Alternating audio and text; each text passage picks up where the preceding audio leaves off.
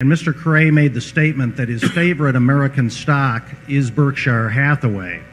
And one of the major reasons he stated was that Berkshire has never paid a dividend, as we all know, and consequently you had superior utilization of the extra cash. Now, if you extend that reasoning, could it also be a beneficial policy if Coca-Cola and Gillette stopped paying dividends and utilized the cash in other ways?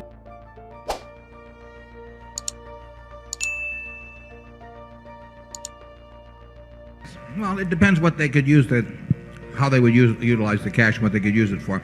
Those are more focused enterprises than Berkshire, at least in terms of products. And I commend managements that have a wonderful business for utilizing cash in those wonderful businesses or in businesses that they understand and will also have wonderful economics, and for getting the rest of the money back to the shareholders. So Coca-Cola, in my book, is doing exactly the right thing with its cash when it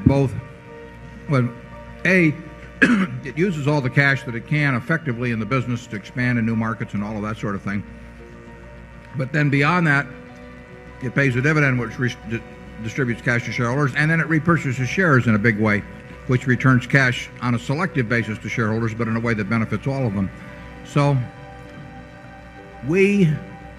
you will benefit from us not paying dividends just as long as we can use every dollar we retain to produce more than a dollar of value and of market value over time. Whether we can continue doing that, how long we can continue doing that, I can't promise you, but that's the yardstick by which the decision is made. And that is the yardstick, I think, by which Coca-Cola is making the decision too, and I think that they deserve great credit for exercising the discipline to quit when they using cash when they've run out of the opportunities to use it well, and then to further deploy it advantageously by repurchasing shares.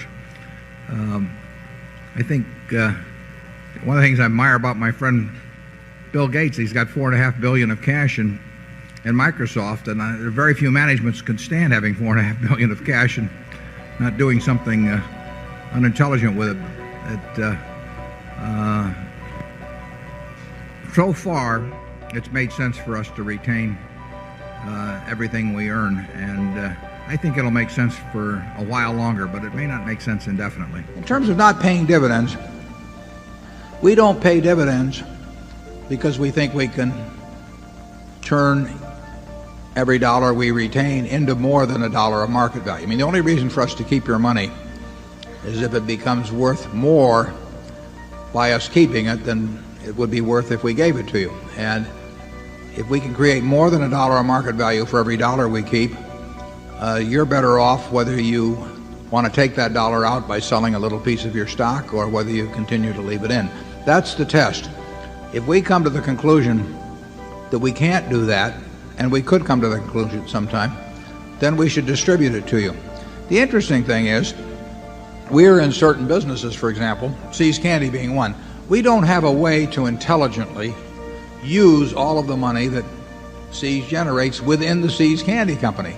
So if See's were a standalone company, it would pay very large dividends. Not because it just had some dividend paying policy. It would be simply because we wouldn't have a way of using, in this case, $30 million a year intelligently in expanding that business. The Buffalo News is the same way. We don't have a way of using money within that specific business intelligently to use the money that it generates. We hope that in the overall Berkshire Hathaway scheme of things, that we can intelligently use the money that the companies in aggregate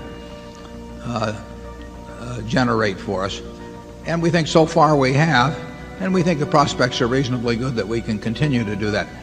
But dividend policy should really be determined by that criteria, also bearing in mind the possibilities of repurchase of stock too, but they should be determined by whether a dollar left in the business is worth more than to the shareholder than a dollar paid out. Someplace like Coca-Cola, if Coca-Cola had paid no dividends and simply repurchased shares and developed the bottling system and done the things that they have, the shareholders probably would have been even better off.